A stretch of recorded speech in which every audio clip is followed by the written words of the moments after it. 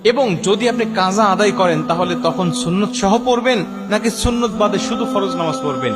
এই প্রশ্নটা আমাদেরকে সবচাইতে বেশি করা হয়।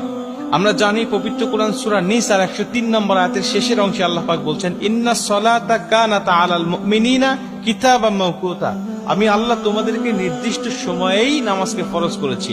নামাজ নির্দিষ্ট সময়ে ফরজ, কিন্তু আপনি নির্দিষ্ট সময় যদি না পড়তে পারেন কোনো জরুরতের ক্ষেত্রে, তাহলে আপনি কি করবেন?